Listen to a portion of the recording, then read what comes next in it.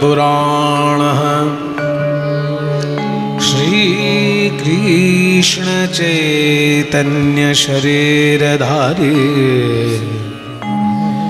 कृपाम्बुधिर्यस्तमहं प्रपद्ये कृपाम्बुधिर्यस्तमहं प्रपद्ये कृपाम्बुधिर्यस्तमहं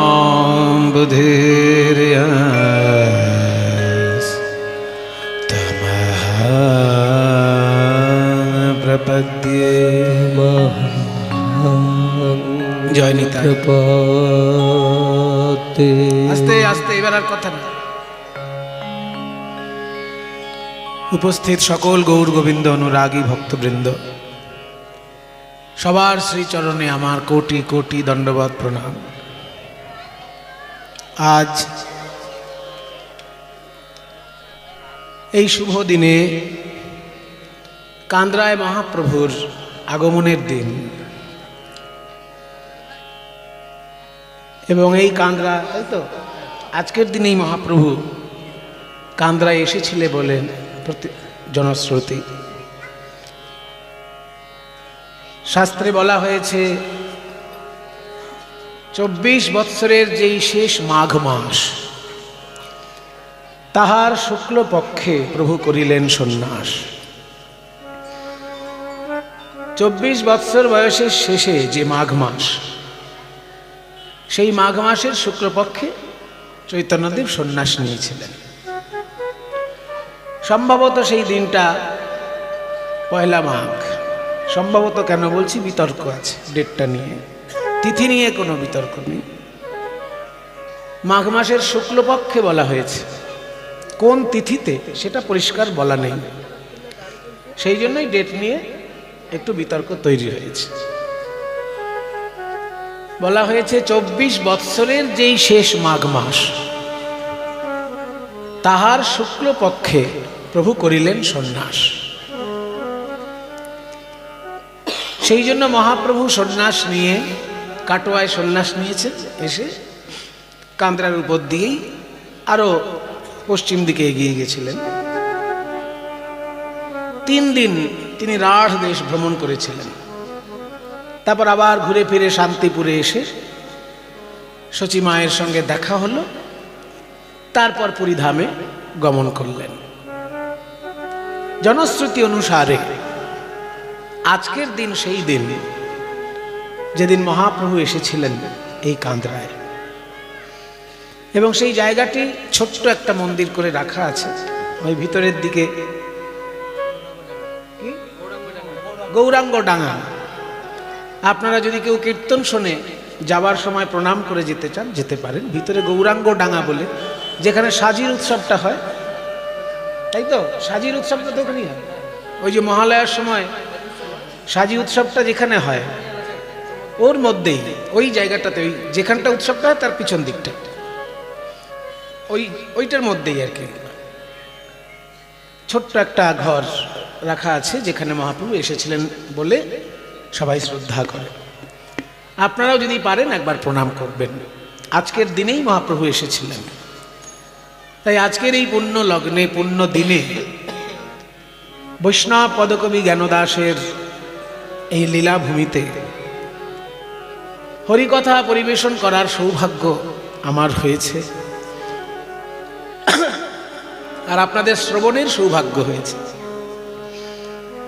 এই গান শোনা এবং গান গাওয়া কোনোটাই অল্প ভাগ্যে হয় না। অনেক ভাগ্যের ফলে বৈষ্ণব আসিয়া মেলে, অনেক সৌভাগ্যের ফলে আজকে এখানে আপনারা সমবেত হয়েছেন, আর সেইখানে হরি কথা হচ্ছে। যে সংস্কৃত শ্লোকটি আমি বললাম সেটা একটু ছোট্ট করে ব্যাখ্যা করব, তারপর আবার পদাবলিতেই ফিরে যাব। বৈরাগ্য বিদ্যা নিজ ভক্তি যোগম শিক্ষার্থম। চৈতন্য মহাপ্রভু কেন এলেন, খুব সংক্ষেপে উত্তর দিচ্ছেন সার্বভৌম ভট্টাচার্য। এই শ্লোকের রচয়িতা হচ্ছেন সার্বভৌম ভট্টাচার্য। সার্বভৌম ভট্টাচার্য সম্পর্কে আপনারা নাম শুনে থাকবেন। তিনি নবদ্বীপের অদ্বিতীয় পণ্ডিত ছিলেন। মিথিলায় গিয়ে প্রচুর পড়াশোনা করেছিলেন। তখনকার দিনে যে পড়াশোনা সেইটা করেছিলেন। তখন তো ইঞ্জিনিয়ারিং বলে পড়াশোনা কিছু ছিল না। ইঞ্জিনিয়ারিং পড়াশোনা তখন প্রধান নয়। তখন প্রধান যে পড়াশোনা বাংলার বুকে সেটা হচ্ছে ন্যায় দর্শন। সারা ভারতবর্ষের মধ্যে বাংলা একটা কারণে সবার উপরে, দুটো কারণে বলতে পারেন, যে 6 দর্শনের মধ্যে 2টি দর্শন বাংলায় বিকশিত হয়েছিল এত বড় করে যে সারা ভারতবর্ষ এই দুটো নিয়ে গবেষণা করলে বাংলার নাম করতেই হবে। সাধারণত ভারতবাসী বাঙালিকে খুব একটা শ্রদ্ধা করতে চায় না। আপনারা কখনো উত্তরপ্রদেশে গেলে, রাজস্থানে গেলে, গুজরাটে গেলে, মহারাষ্ট্রে গেলে, সাউথ ইন্ডিয়া গেলে দেখবেন বাঙালির খুব একটা সম্মান নেই। আগেই তারা বলবে মাছলি খানে ওয়ালে বাঙালি কাহা সে আগে, দেখবেন খুব একটা সম্মান নেই। কিন্তু সম্মান তারাই করে যারা পড়াশোনা করে। যেহেতু অতি সাধারণ মানুষ খুব একটা পড়াশোনার ধার ধারে না, সেই জন্য বাংলাকে তারা চেনেই না। যারা একটু ভালো পড়াশোনা করেছে তারা জানে যে বাংলায় রবীন্দ্রনাথের জন্ম হয়েছে, বাংলায় স্বামী বিবেকানন্দের জন্ম হয়েছে, অরবিন্দ, ঋষি অরবিন্দের জন্ম হয়েছে, আরো কত মনীষীর জন্ম হয়েছে। একটু পিছিয়ে গেলে ন্যায় দর্শনে বাংলার উপরে কারোর কথাই চলতো না, এমন একটা সময় ছিল। নব্য ন্যায়। ভারতবর্ষের ন্যায় দর্শন হচ্ছে যুক্তিতর্কের শাস্ত্র, যুক্তিতর্ক। এই জন্য বাঙালি যুক্তিবাদী প্রথম থেকেই। বাংলায় যতটা যুক্তিবাদ, অতটা যুক্তিবাদ অন্য প্রদেশে খুব একটা দেখা যায় না। বাঙালি যুক্তিবাদী প্রথম থেকেই, কারণ এখানে ন্যায় দর্শনের পড়াশোনা বেশি মাত্রায় হয়েছে। চৈতন্যদেব নিজেও ছিলেন ন্যায় দর্শনের ছাত্র। চৈতন্যদেব নিজেও যুক্তিবাদ নিয়ে পড়াশোনা করেছিলেন। ভাগবত তো তিনি পরে পড়লেন, আগে ভাগবত পড়েননি। যারা ভেবে বসে আছেন যে মহাপ্রভু জন্ম থেকেই কৃষ্ণ বলে কেঁদে কেঁদে অস্থির, তারা ভুল ভাবছেন। মহাপ্রভু জন্ম থেকেই কৃষ্ণ বলে কেঁদে কেঁদে অস্থির নয়। তিনি প্রথম দিকে ঠাকুর ঠুকুর বিশ্বাসই করতেন না। ভক্ত লোক দেখলে তাকে নিয়ে মস্করা করতেন। কারো গলায় তুলসীমালা, কপালে তিলক দেখলে না, সারাটা দিন তাকে এমন ভাবে নাজেহাল করে দিতেন প্রশ্নে প্রশ্নে। শেষে নিমাইকে দেখলে লোকে ভয় পেয়ে অন্য রাস্তা দিয়ে যেত। যারা ভক্ত প্রকৃতির লোক, শ্রীবাস পণ্ডিতের মতন যারা ভক্ত প্রকৃতির লোক, ওই নিমাই আসছে দেখে অমনি অন্য গলিতে চলে যেত। কারণ নিমাইয়ের সামনে পড়লেই এমন সব প্রশ্ন শুরু করে দেবে ঠাকুর নিয়ে, আর উত্তর দেওয়া সম্ভব না। এই প্রকৃতির ছিলেন গৌরহরি। তিনি যুক্তিবাদ নিয়ে পড়াশোনা করেছিলেন, কিন্তু পরে যখন ঈশ্বরপুরীর কৃপা পেলেন গয়ায় পিণ্ড দান করতে গিয়ে, সেই সময় তার উপলব্ধি হলো যে যুক্তিতে খোসা ছাড়াতে ছাড়াতে সত্যের মূলে প্রবেশ করা যায় বটে, কিন্তু হৃদয়টার একেবারে 12টা বেজে যায়। যুক্তিবাদের দ্বারা যেমন পেঁয়াজের একটা করে খোসা ছাড়ানো, বা চালতার, পেঁয়াজ টিয়াজ বলা ঠিক না কীর্তনের আসলে, চালতা ঠিক আছে। চালতার একটা একটা খোসা ছাড়াতে ছাড়াতে যেমন বীজের কাছে পৌঁছে যাওয়া যায়, খোসা ছাড়ালে একদম বীজের কাছে গিয়ে পৌঁছে গেল। ঠিক তেমনি যুক্তিবাদের দ্বারা একটা একটা করে খোসা ছাড়াতে ছাড়াতে আপনি ঠিক সত্যের কাছে গিয়ে পৌঁছবেন। এই জন্যই বাংলায় যুক্তিবাদ নিয়ে এত পড়াশোনা হয়েছে। কিন্তু চৈতন্যদেব উপলব্ধি করলেন গয়ায় যাবার পর যে যুক্তিবাদের দ্বারা সত্যের কাছাকাছি পৌঁছানো যায় বটে, কিন্তু হৃদয়টার একদম সর্বনাশ হয়ে যায়। তাই মাথার যতটা গুরুত্ব, হৃদয়েরও ততটা গুরুত্ব। মাথায় যুক্তি, হৃদয়ে প্রেম। প্রেমহীন যুক্তি যদি হয় সেটা নিরস লোক, আর যুক্তিহীন প্রেম যদি হয় সেটা হুজুক ছাড়া কিছু না। দুটোরই ব্যালেন্স দরকার। যুক্তিহীন প্রেম তাহলে সেটা হুজুক। আর প্রেমহীন যুক্তি সেটা হচ্ছে নিরসতা।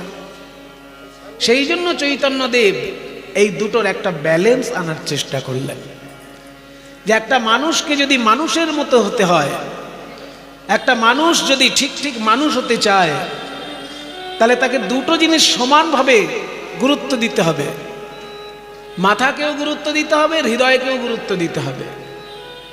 মানে যুক্তিকেও গুরুত্ব দিতে হবে, ভাবকেও গুরুত্ব দিতে হবে।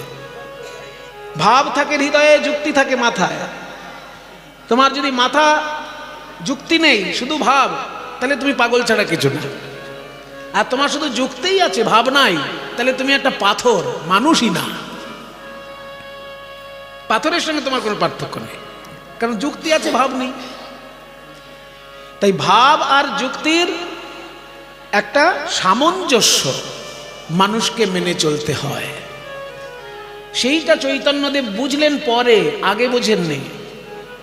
উনি আগে ছিলেন যুক্তিবাদী, প্রথম থেকে ন্যায় দর্শন নিয়ে পড়াশোনা করেছেন। বৈষ্ণব দেখলেই ঠাট্টা করতেন, ভক্ত লোক দেখলেই তাকে নিয়ে নাজেহাল করে দিতেন প্রশ্নে প্রশ্নে। কিন্তু সেই চৈতন্যদেব যখন গয়ায় গেলেন, ঈশ্বরপুরীর কাছে কৃষ্ণ মন্ত্র পেলেন, তখন চৈতন্যদেব উপলব্ধি করলেন যে যুক্তি দরকার, কিন্তু ভাবকে অতিক্রম করে নয়। সেই জন্য ভাবে আর যুক্তিতে একটা সামঞ্জস্য মহাপ্রভু নিয়ে আসলেন। এইটা হচ্ছে মূল কাহিনী। তো যে শ্লোকটি আমি পাঠ করলাম, এই শ্লোকের যিনি রচয়িতা তিনি হচ্ছেন সার্বভৌম ভট্টাচার্য। তিনি প্রখর যুক্তিবাদী। চৈতন্যদেবকে তিনি ভগবান বলে প্রথমে মানেননি, কারণ একটা মানুষ ভগবান হবে এটা তার ধারণায় ছিল না। সেই জন্য ওনার ভগ্নিপতি গোপীনাথ আচার্য, মানে সার্বভৌম ভট্টাচার্যের ভগ্নিপতি গোপীনাথ আচার্য, তিনি যখন বারবার বলছেন যে চৈতন্যদেব ভগবান, চৈতন্যদেব ভগবান, চৈতন্যদেব ভগবান, বাসুদেব ভট্টাচার্য ধমক দিলেন, চুপ করো,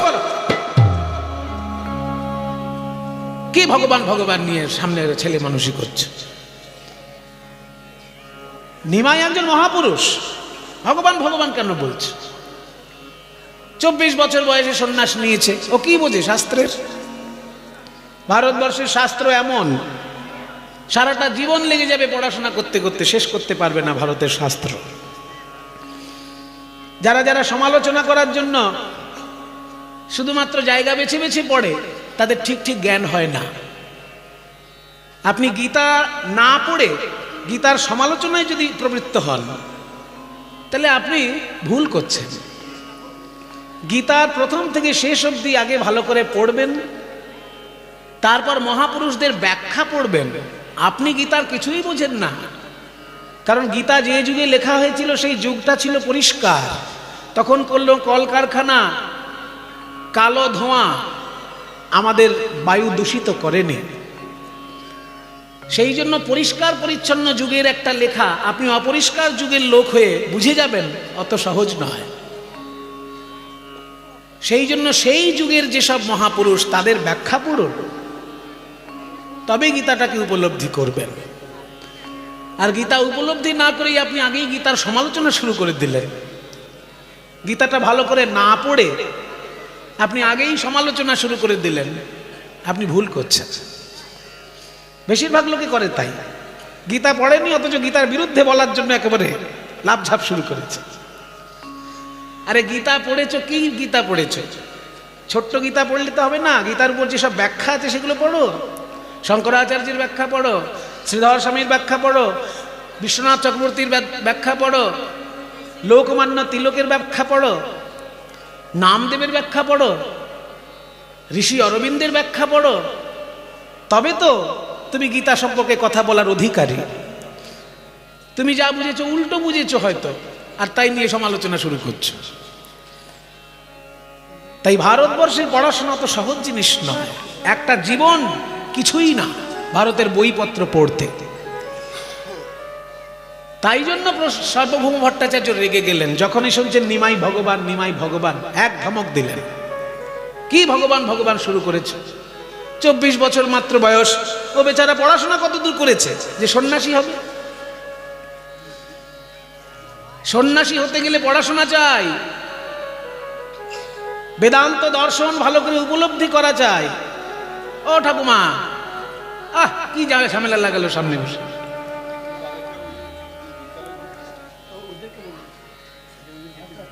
বেদান্ত দর্শন ভালো করে উপলব্ধি করা চাই। বেদান্ত দর্শনের আমরা নাম শুনেছি, বইপত্র কোনোদিন দেখিনি চোখে। বইপত্র দেখতে গেলে বেলুড় মঠে যাবেন, দেখবেন 4 খণ্ডে বেদান্ত দর্শন কিনতে পাওয়া যায়, এইরকম মোটা মোটা খণ্ড। মূল সূত্র বেদব্যাসের লেখা, আর ব্যাখ্যা শঙ্করাচার্যের লেখা। সেটা আবার বৈষ্ণব ব্যাখ্যা নয়, ব্রহ্মবাদী ব্যাখ্যা, অদ্বৈতবাদী ব্যাখ্যা। শঙ্করাচার্য যেমন অদ্বৈতবাদী ব্যাখ্যা লিখেছেন, তেমনি তার আবার বিপরীত ব্যাখ্যাও আছে। আপনাকে জানতে গেলে দুটোই জানতে হবে। একজনের কথা শুনলে পরে আপনি শুধু তার দলে ভিড়ে গেলেন, নিরপেক্ষ বিচার আপনি করতে পারবেন না। নিরপেক্ষ বিচার করতে গেলে আপনাকে দুজনের কথাও শুনতে হবে। আপনাকে ক্যাপিটালিস্টের কথাও শুনতে হবে, আপনাকে কমিউনিস্টের কথাও শুনতে হবে। আপনি শুধু যদি কমিউনিস্টের কথা শোনেন, তাহলে ক্যাপিটালিজম সম্পর্কে আপনার কোনো ধারণাই হলো না।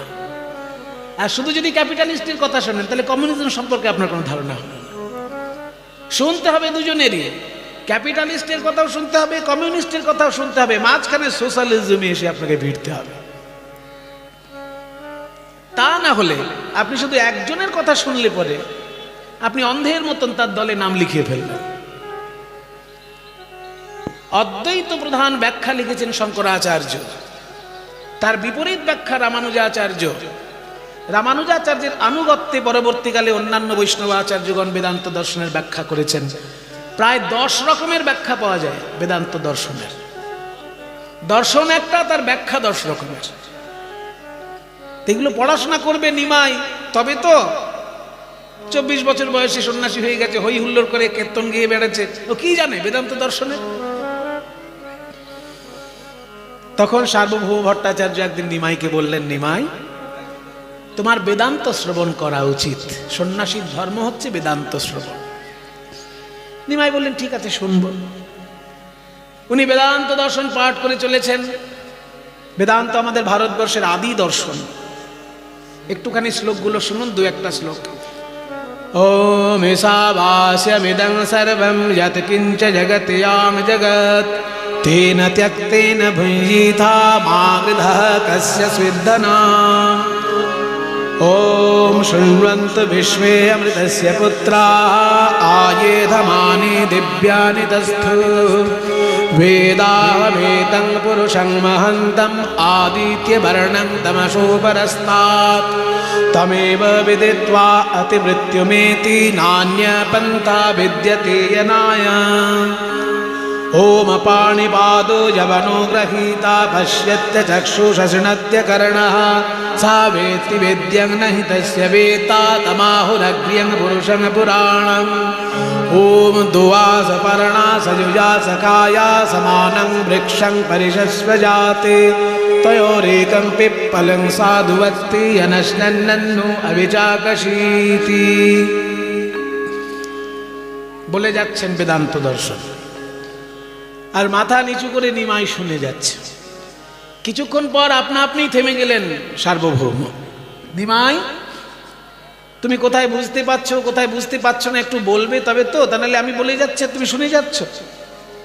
বলে, আপনি তো শুনতে বলেছেন, কিছু বলতে তো বলেননি। তো তোমার কি বলার আছে বলো। আমার বলার আছে বই কি, আপনি আমার গুরুজন, সেই হিসেবে আপনাকে শ্রদ্ধা আমি নিশ্চয়ই করব। কিন্তু আপনি প্রথম থেকে বেদান্তের যা ব্যাখ্যা করছেন সবগুলোই আমার কাছে ভুল বলে মনে হচ্ছে। সবগুলোই আমার কাছে ভুল বলে মনে হচ্ছে। আনুপূর্বিক সার্বভৌম ভট্টাচার্যকে বুঝিয়ে দিলেন গৌর সুন্দর যে উনি আজ অব্দি যা ব্যাখ্যা করেছেন শঙ্করাচার্যের পন্থা অনুসারী ব্যাখ্যা করেছেন। শঙ্করাচার্যের যে বিরোধী পক্ষ একটা আছে সেটার উনি ধার ধারেন না। এইটাই বুঝিয়ে দিলেন গৌর সুন্দর যে আপনি কিন্তু একতরফা শঙ্করাচার্যের মত আউড়ে গেলেন, তার যে একটা বিরুদ্ধ মত আছে সেটার আপনি কোনো রকমে উল্লেখই করলেন না। আমাদের সবসময় মধ্যপন্থা অবলম্বন করা উচিত, কট্টরপন্থা মোটেই নয়, মধ্যপন্থা। একজন হচ্ছে কট্টরপন্থী আর একজন হচ্ছে নাস্তিক। কট্টরপন্থীও ভালো না, নাস্তিকও ভালো না, তাহলে ভালো কে? মাঝখানে যে আছে সে হচ্ছে সব থেকে ভালো। কারণ কট্টরপন্থী যদি আপনি হয়ে পড়েন তাহলেই কিন্তু মানবতা বিরোধী হতে আপনি বাধ্য। কট্টরপন্থা মানেই আপনি সাম্প্রদায়িক হয়ে যাবেন, কট্টরপন্থা মানেই আপনি একটা দলের হয়ে কথা বলবেন, মানুষের হয়ে বলবেন না। নিষ্ঠা ভালো জিনিস, কট্টরপন্থা আর এক জিনিস। নিষ্ঠা আর কট্টরপন্থা এক জিনিস নয়। নিষ্ঠার সঙ্গে কট্টরপন্থা গুলিয়ে ফেলবেন না। নিষ্ঠা ভালো, কিন্তু কট্টরপন্থা ভালো নয়। একদিকে কট্টরপন্থী আর একদিকে হচ্ছে নাস্তিক। এই দুইজনের মাঝখানে যে থাকে সে হচ্ছে ভালো মানুষ। সে না নাস্তিক না কট্টরপন্থী, এই মধ্যপন্থাটা হচ্ছে সর্বশ্রেষ্ঠ পন্থা। তা আপনি অদ্বৈতবাদী ব্যাখ্যা করলেন বেদান্ত দর্শনের, কিন্তু দ্বৈতবাদী যেসব ব্যাখ্যা রয়েছে তার তো আপনি কোনো উল্লেখই করলেন না। তখন গৌরসুন্দর বুঝিয়ে দিলেন সার্বভৌম ভট্টাচার্যকে যে মানুষকে যদি এগোতে হয় এক পেশে মত নিয়ে এগোনো যায় না। আপনার অদ্বৈতবাদী ব্যাখ্যাও থাকবে, দ্বৈতবাদী ব্যাখ্যাও থাকবে, সামঞ্জস্যপূর্ণ একটা ব্যাখ্যা কিছু করুন, তবে বুঝবো আপনি পড়াশোনা করেছেন। সেই সময় সার্বভৌম বুঝলো যে আমার জ্ঞানের চক্ষু খুলে দিয়েছে নিমাই। এতদিন আমি শুধু শঙ্করাচার্যের ভাষ্য মুখস্থ করে গেছি বেদান্ত দর্শনের, মন দিয়ে কখনো উপলব্ধি করে দেখিনি যে মধ্যপন্থাটাই শ্রেষ্ঠ। সেই জন্য গৌরসুন্দরের মতাদর্শের নাম অচিন্ত ভেদাভেদবাদ। ভেদ এবং অভেদ দুটো মিলে গৌরসুন্দরের মত। অভেদবাদী হচ্ছে শঙ্করাচার্য আর ভেদবাদী হচ্ছে মধ্বাচার্য। শঙ্করাচার্য অভেদবাদী আর ভেদবাদী হচ্ছে মধ্বাচার্য। এই দুটো আচার্যের মাঝখানে চৈতন্য মহাপ্রভু। ভেদ এবং অভেদ দুটো মিলে চৈতন্যদেবের মতাদর্শ, তার নাম হচ্ছে অচিন্ত ভেদাভেদবাদ। মানে ঈশ্বরের সঙ্গে জীবের ভেদও আছে আবার অভেদও আছে। এই তত্ত্ব যখন বুঝিয়ে দিলেন সার্বভৌমকে, সার্বভৌম আকাশ থেকে পড়লেন যে আমিও ন্যায় দর্শনের ছাত্র, নিমাইও ন্যায় দর্শনের ছাত্র, কিন্তু নিমাই যেভাবে উপলব্ধি করে কথাগুলো বলছে, কই আমি তো সেইভাবে বলিনি, আমি একতরফা ব্যাখ্যা করে দিয়েছি, অদ্বৈতবাদী ব্যাখ্যা। নিমাই তুমি কে? এই বুড়ো বয়সে আমার জ্ঞান চক্ষু খুলে দিলে, কে তুমি? তখন একটা অলৌকিক দর্শন হয় সার্বভৌমের। গৌরসুন্দরের মধ্যে ষড়ভুজ রূপ দর্শন করলেন। ত্রেতায় যিনি রাম, দাপরে যিনি কৃষ্ণ, কলিযুগে তিনি চৈতন্য দেব, এরকম একটা অলৌকিক দৃশ্য ভেসে উঠল সার্বভৌমের চোখের সামনে। তারপর সার্বভৌম এই শ্লোকটি বলে মহাপ্রভুকে প্রণাম জানায়। বৈরাগ্য বিদ্যা নিজ ভক্তি যোগম শিক্ষার্থমেক পুরুষ পুরাণ। বৈরাগ্য বিদ্যা এবং নিজ ভক্তি যোগ, এই দুটো শিক্ষা দেবার জন্য স্বয়ং ভগবান মানুষ রূপে নেমে এসেছেন, তার নাম চৈতন্যদেব। বৈরাগ্য বিদ্যা এবং ভক্তি যোগ। একজন আসছে আর সামনে এসে বসে যাচ্ছে, এই নিয়ে ঝগড়া হচ্ছে সারাক্ষণ, কি ঝামেলা যে পড়েছি, একটু সুরের পাশে বসুন না। হরি বল। ঠিক আছে, ঠেলাঠেলি করে দেয়, ছেড়ে দেয়। বলছি বৈরাগ্য বিদ্যা, মহাপ্রভু কেন এলেন? বৈরাগ্য বিদ্যা শেখানোর জন্য এলেন। বৈরাগ্য একটা বিদ্যা, সেটা আমরা কোনোদিন শুনেছি? এই বাচ্চা কোন ক্লাসে পড়িস? 5-এ পড়িস। তোদের মাস্টারমশাই কোনোদিন বলেছেন বৈরাগ্য বলে একটা বিদ্যা আছে? সারা জীবন আমি পড়লাম স্কুলে, কলেজে, ইউনিভার্সিটিতে, কোথাও কেউ বললো না বৈরাগ্য বলে একটা বিদ্যা আছে। আসলে এটা যে ভারতবর্ষের আদি বিদ্যা, আমাদের মাস্টার মশাইরা একবারও উল্লেখ করেন না। এটার কারণ আছে। আমাদের যে শিক্ষা ব্যবস্থা, সেটা ইংরেজদের শিখানো শিক্ষা ব্যবস্থা। আর ইংরেজরা আগাগোড়াই চেয়েছিল ভারতীয়রা যেন নিজেদের বিদ্যা ভুলে থাকে। ভারতীয়রা নিজেদের বিদ্যা ভুলে থাকলে তাদের শাসন করা সুবিধে, তাদের শোষণ করা সুবিধে। আমাদের রাজনৈতিক নেতাগুলোও সেটাই চায় যে ভারতবাসী যেন নিজেদের বিদ্যাটা ভুলে থাকে, তাহলে তাদের শাসন করাও সুবিধে আর শোষণ করাও সুবিধে। ভারতবর্ষের নিজের বিদ্যা কি? অদ্বৈতবাদ ভারতবর্ষের বিদ্যা। তুমি আর আমি, তোমার মধ্যে আমার মধ্যে কোনো ভেদ নেই, তোমার রক্তের রঙ লাল, আমার রক্তের রঙ লাল, এইগুলো হচ্ছে ভারতবর্ষের আদি বিদ্যা। আর সেইগুলো যদি প্রত্যেকটি মানুষ বুঝে যায় তাহলে আর পার্টি চলবে কি করে? সেই জন্য নেতারাও চায় না যে ভারতবাসী তার নিজের শিক্ষাটাকে গ্রহণ করুক। বিদেশিরা তো চাইবেই না, আমাদের দেশের লোকেরাও চায় না। যদি চাইতো আমাদের দেশের লোক, তাহলে প্রত্যেকটি বিদ্যালয়ে পড়াশোনার সঙ্গে গান বাজনা শেখানো হতো। কোন বিদ্যালয়ে পড়াশোনার সঙ্গে গান বাজনা শেখানো হয় কি? শেখানো হয়। কোন কোন স্কুলে আছে উচ্চ মাধ্যমিকে, সে রেয়ার ভবিষ্যৎ, রেয়ার কোচিত, রেয়ার ব্যাপার। কোন কোন জায়গায় আছে, কোন কোন স্কুলে উচ্চ মাধ্যমিকে ক্লাস 5 থেকে নয়, ক্লাস 5 থেকে গান টান মাঝে মাঝে দিদিমণিরা মাস্টারমশাইরা শেখান বার্ষিক অনুষ্ঠান করার জন্য। এই ধরুন 26শে জানুয়ারি, তারপরে 15ই আগস্ট, 25শে বৈশাখ, এইসব অনুষ্ঠানগুলো যাতে ছাত্রছাত্রীরা দুই একটা গান গাইতে পারে সেরকম ভাবে করিয়ে দেয় মাস্টারমশাই। কিন্তু এটা যে একটা শিক্ষার বিষয়, এটা যে শিক্ষার বিষয়, সেই হিসেবে কিন্তু আমাদের শেখানো হয় না। গান বাজনাটা আমাদের কাছে এন্টারটেনমেন্ট।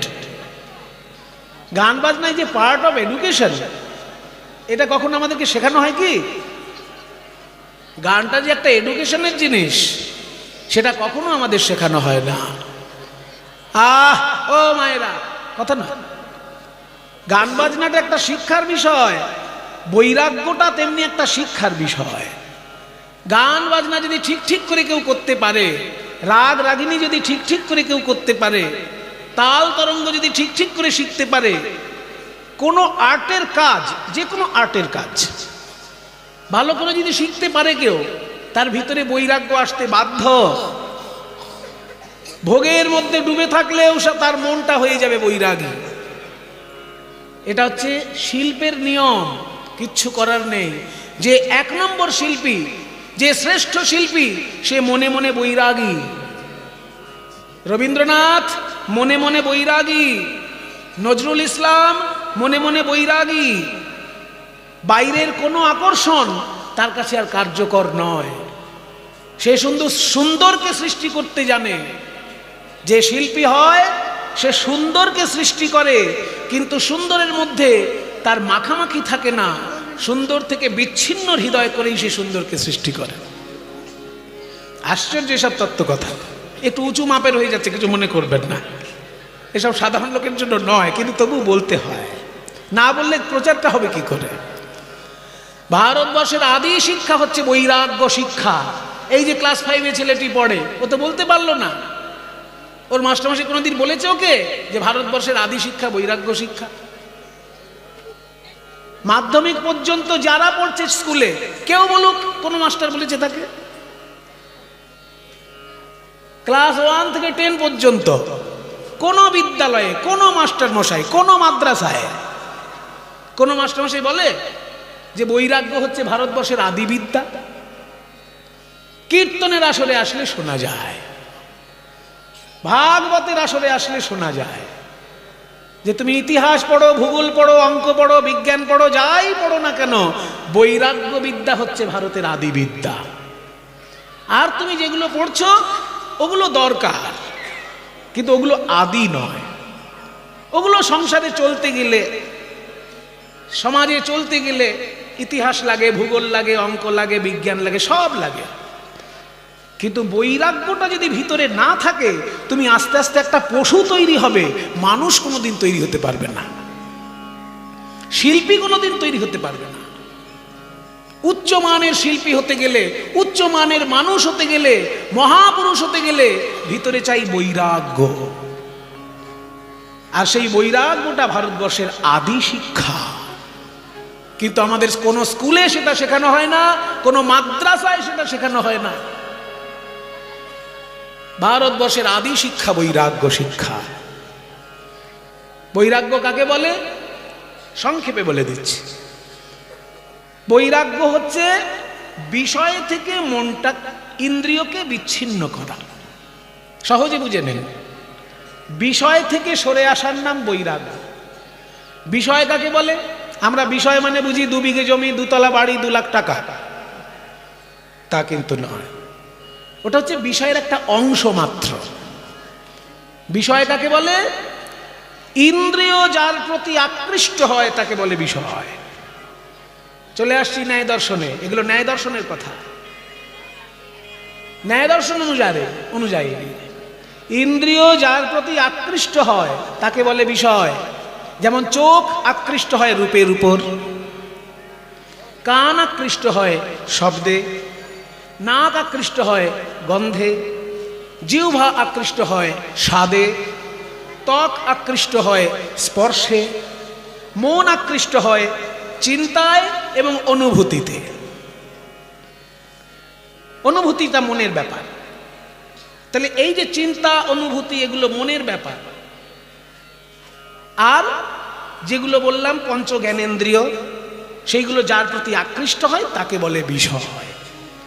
ওই বিষয় থেকে ইন্দ্রিয়কে গুটিয়ে নেওয়ার নাম বৈরাগ্য। আমার চোখ যখন রূপ থেকে নিজেকে গুটাতে শিখবে, এটা সহজ জিনিস নয়। সামনে যদি একটা সুন্দর নায়িকার নাচ হয়, আমি চোখ বন্ধ করে বসে থাকতে পারবো? সামনে যদি সুন্দরভাবে আপনার দেব বা সালমান খান নাচানাচি করে, চোখ বন্ধ করে বসা যাবে? রূপ থেকে চোখকে গুটিয়ে নেওয়া খুব কঠিন কাজ, কিন্তু সেই কাজটার নামই বৈরাগ্য। শব্দ থেকে কানটাকে গুটিয়ে নেওয়ার নাম বৈরাগ্য। গন্ধ থেকে নাকটাকে গুটিয়ে নেওয়ার নাম বৈরাগ্য। চিন্তা থেকে মনটাকে সরিয়ে আনার নাম বৈরাগ্য। এইগুলো যদি কেউ করতে পারে তাহলে সে ভারতবর্ষের আদি শিক্ষা গ্রহণ করতে পারবে। সেইটা শেখানোর জন্য চৈতন্যদেবের নেমে আসা, সেইটা শেখানোর জন্য শঙ্করাচার্যের নেমে আসা, সেইটা শেখানোর জন্য বুদ্ধদেবের নেমে আসা। বুদ্ধদেব, শঙ্করাচার্য, চৈতন্যদেব সবার একই শিক্ষা, স্বামী বিবেকানন্দ পর্যন্ত একই শিক্ষা, বৈরাগ্য। ইন্দ্রিয়কে গুটাতে শিখো, জিভটাকে নিয়ন্ত্রণ করতে শিখো, চোখকে নিয়ন্ত্রণ করতে শিখো, কানকে নিয়ন্ত্রণ করতে শিখো। একদিনে না হোক 100 দিনে হবে, 100 দিনে না হোক 1000 দিনে হবে, চেষ্টা চালিয়ে যাও। কিন্তু চৈতন্য মহাপ্রভুর শিক্ষার মধ্যে আরেকটু সংযোজন আছে। নিরস বৈরাগ্য শিক্ষা মহাপ্রভুর শিক্ষা নয়, তার সঙ্গে আরেকটু সংযোজন হচ্ছে কি, নিজ ভক্তি যোগম বৈরাগ্য বিদ্যা নিজ ভক্তি যোগম। তার ভক্তি যোগটা যুক্ত আছে, যে বৈরাগ্য থাকবে হৃদয়ে, আর বাকি ইন্দ্রিয়গুলো তাহলে কি করবে? সেবা করবে। সেবামূলক ভাবে যদি ইন্দ্রিয়কে প্রয়োগ করো তাহলে সেটায় দোষ নাই। ভোগ করার উদ্দেশ্যে ইন্দ্রিয়কে প্রয়োগ করলে সেটা লালসা বিষয়ে ভোগ হয়ে গেল, কিন্তু সেবার উদ্দেশ্যে যদি ইন্দ্রিয়কে প্রয়োগ করো তাহলে সেটা ভক্তি হয়ে গেল। আমি নিজের সুখের জন্য যে কথা ভাববো সেটার নাম কাম, আর যখন ঈশ্বরের সুখের জন্য কিছু ভাববো, অপরের সুখের জন্য কিছু করব, সেটা হচ্ছে প্রেম। আত্মেন্দ্রিয় প্রীতি বাঞ্ছা তারে বলি কাম, কৃষ্ণেন্দ্রিয় প্রীতি ইচ্ছা ধরে প্রেম না। এই এত বড় শিক্ষা চৈতন্যদেব আমাদেরকে দিলেন, যে তুমি ব্যক্তিগত স্বার্থের জন্য কাজ করো না। যখনই তুমি ব্যক্তিগত স্বার্থের জন্য কোনো কাজ করবে সেটার নাম হয়ে যাবে কাম। আর যখনই তুমি পরার্থে কিছু করবে, জগতের কল্যাণের জন্য কিছু করবে, ঈশ্বরের জন্য কিছু করবে, সেইটার নাম হয়ে যাবে প্রেম। এই ভক্তি যোগটা আগে ছিল না, সেইটা মহাপ্রভু এসে যুক্ত করে দিলেন বৈরাগ্যের সঙ্গে। এই এত বড় অবদান আমরা চৈতন্যদেবের জন্য পেলাম, আর সেটাকে সুন্দরভাবে যারা সাহিত্যের মাধ্যমে তুলে ধরলেন জনগণের কাছে, তারা হলেন বৈষ্ণব পদকর্তা। তাদের মধ্যে একজন জ্ঞানদাস, যারা মহাপ্রভুর এই ভাবাদর্শকে এক একটা ফুলের মতন পদ লিখে লিখে ফুলের সাজিয়ে জনগণকে উপহার দিয়েছে। এই জ্ঞানদাসের পদ চৈতন্য মহাপ্রভু পাঠ করে যেতে পারেননি, কারণ জ্ঞানদাস চৈতন্যদেবের পরে জন্ম নিয়েছেন, অনেক কিছুটা পরে আর কি, খুব বেশি ডিফারেন্স নয়, কিছুটা পরে। এই জ্ঞানদাস নিত্যানন্দ প্রভুর স্ত্রীর কাছে দীক্ষিত ছিলেন। নিত্যানন্দ প্রভুর স্ত্রী হচ্ছেন জাহ্নবা মা, তার কাছে দীক্ষা নিয়েছিলেন জ্ঞানদাস। কাজে চৈতন্য পরবর্তী প্রজন্মে এই জ্ঞানদাস তিনি যেসব পদ লিখেছেন চণ্ডীদাস ঠাকুরকে স্মরণ করে লিখেছেন, তাই চণ্ডীদাস ঠাকুরের ভাব শিষ্য বলা হয় জ্ঞানদাস। জ্ঞানদাসের পদের মধ্যে চণ্ডীদাসের পদের যেন সুগন্ধ পাওয়া যায়, সেই জন্য জ্ঞানদাসকে বলা হয় চণ্ডীদাসের ভাব শিষ্য। স্বয়ং স্বামী বিবেকানন্দ এই জ্ঞানদাসের পদ এত ভালোবাসতেন, উনি যখন রাজস্থানে ভক্তদের মধ্যে গান গাইছেন তখন এই জ্ঞানদাসের পদ গাইছেন। অবাক ব্যাপার,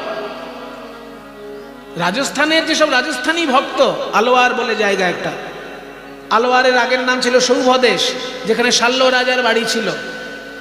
সেই যে অম্বা অম্বিকা অম্বালিকা মনে আছে, মহাভারতের 3 কন্যা, কাশী রাজার 3টে মেয়ে, বিচিত্র বীর্যের সঙ্গে বিয়ে দেবে বলে ভীষ্ম যুদ্ধ করে যাদেরকে এনেছিল কাশীরাজের বাড়ি থেকে, সেই 3 কন্যার মধ্যে প্রথম কন্যা যার নাম অম্বা, সে ভালোবাসত শাল্য রাজাকে।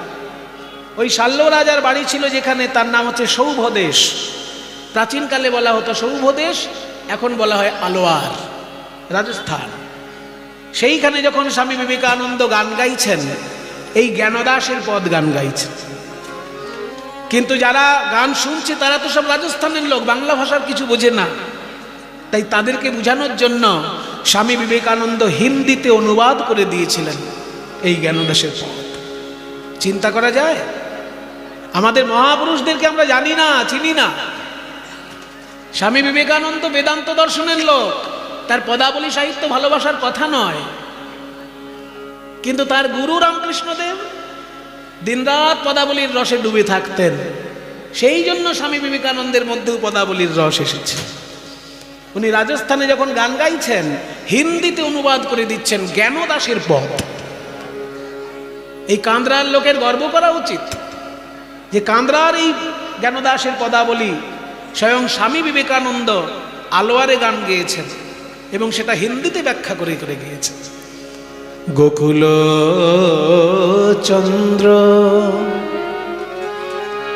যদি গোকুল চন্দ্র ব্রজে নাহি এলো, আমারে ভরা যৌবন পরশ রতন কাঁচের সমান ভেলো। अगर श्याम सुंदर वृंदावन में नहीं आए तो मेरे ये जीवन यौवन पारस मणि की तरह बहुमूल्य है। मेरे ये जीवन यौवन पारस मणि की तरह, लेकिन ये पारस मणि जैसे हमारे ये जीवन यौवन सब कुछ निरर्थक कांच का जैसा हो गया, कांच का समान हो गया। এ রূপ যৌবন পরশ রতন কাঁচের সমান ভেল। পরশমণি তো তখনই পরশমণি যখন তাকে মূল্য দেবার লোক থাকবে। পরশমণির যদি মূল্য দেবার লোক না থাকে তাহলে একটা সাধারণ পাথর আর পরশমণির কি পার্থক্য? তেমনি আমার এই রূপ আর যৌবন, আমার প্রাণনাথ গোবিন্দ যদি বৃন্দাবনে না আসে তো কাঁচের টুকরোর মতন একধারে পড়ে আছে। এরূপ যৌবন পরশ রতন কাঁচেরও সমান ভেল। তাই আমি ঠিক করেছি এই কাঁচের টুকরো হয়ে আমি পড়ে থাকতে চাই না বৃন্দাবনে। আমি মথুরায় যাব, কৃষ্ণকে খুঁজে বার করব। কিন্তু রাজকন্যা হয়ে যদি মথুরায় যাই লোকে হাঁ করে তাকিয়ে থাকবে, তো সেই জন্য রাজকন্যা হয়ে যাব না। আমি গেরুয়া কাপড় পরে সন্ন্যাসী সেজে যাব। আমি গেরুয়া বসন অঙ্গেতে পরিয়ে শঙ্খের কুণ্ডল পরি। আমি গেরুয়া বসন অঙ্গেতে পরিয়ে শঙ্খের কুণ্ডল পরি। আমি যোগিনীর বেশে যাব সেই দেশে, আমি যোগিনীর বেশে যাব সেই দেশে, যোগিনীর বেশে যাব সেই সখী রে।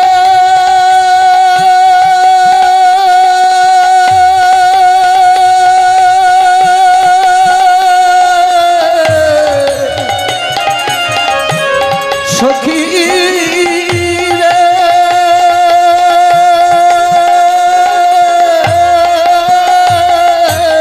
আমি যোগিনীর বেশে যাব সেই দেশে, যোগিনীর বেশে যাব সেই দেশে, যোগিনীর বেশে যাব সেই দেশে, যেথায় নিঠুর হরি। আমি যোগিনীর বেশে যাব সেই দেশে, যেথায় নিঠুর হরি। সন্ন্যাসী হয়ে গেলে আর তো কেউ আমাকে বাধা দিতে পারবে না। বাড়ির মেয়ে হলে বাধা দেবে, এই মথুরায় যাবি কেন রে? বাড়ির বৌমা হলে বাধা দেবে, আহা বৌমার জন্য পালক গজিয়েছে, মথুরা যাবে কি? কিন্তু যদি সন্ন্যাসিনী হয়ে যায় তখন কেউ বাধা দেবে? গর্ব করবে আরো, জানো আমার মেয়ে সন্ন্যাসিনী হয়ে গেছে। শ্বশুর বাড়ির লোক বলবে, জানেন আমার বৌমা সন্ন্যাসিনী হয়ে গেছে।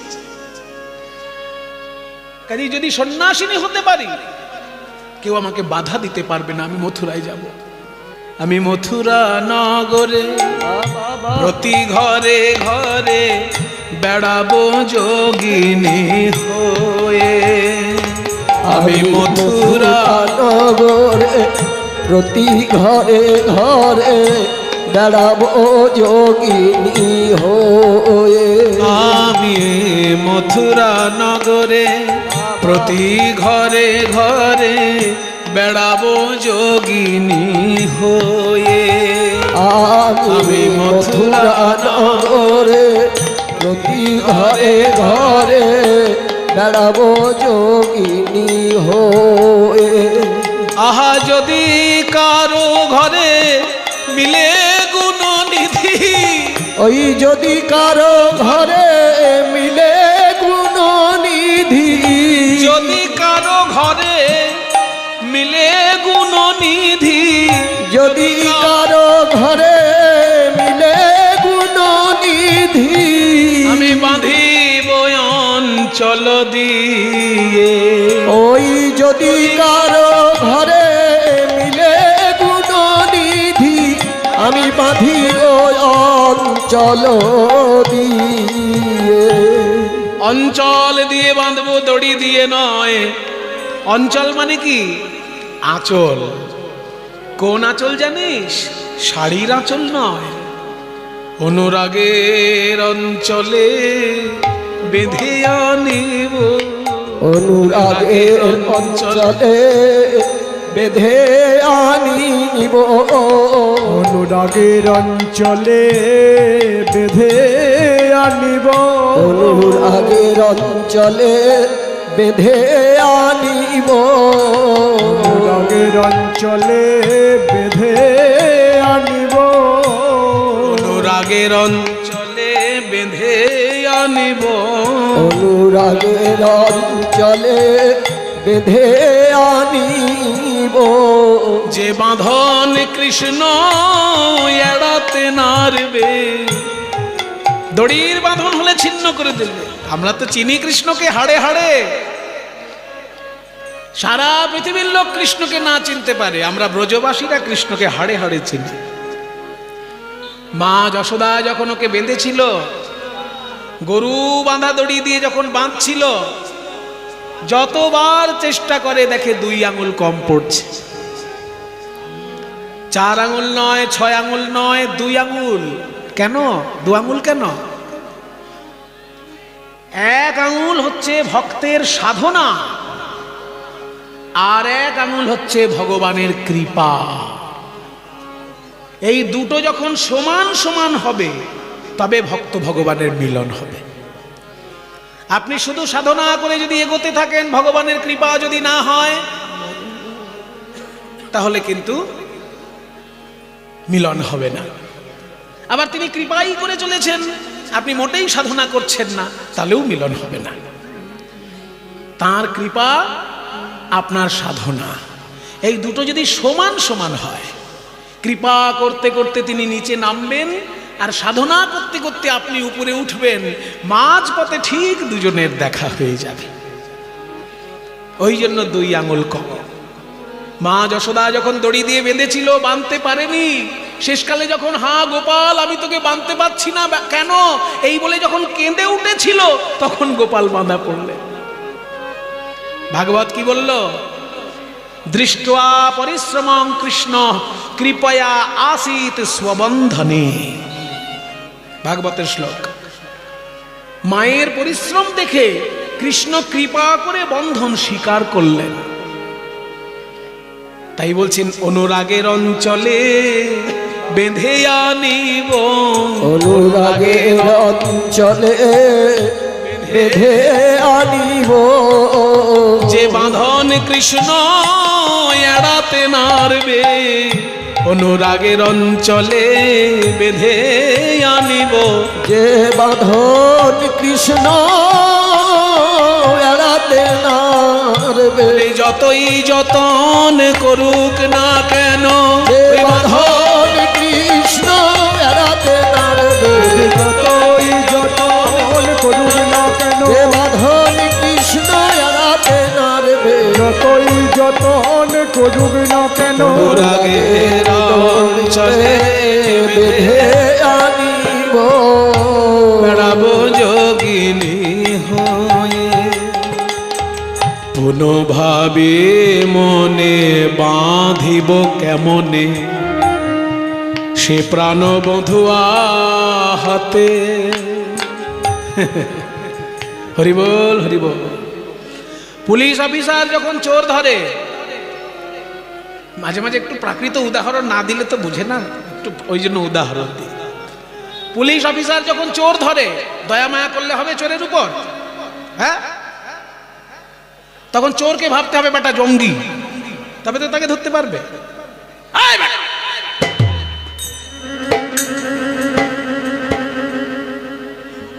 চোরকে ধরবে যখন, চোরকে দয়া মায়া করা চলবে না। কিন্তু যদি কোনোদিন পুলিশ অফিসার শুনতে পায় তার নিজের বউ চুরি করেছে,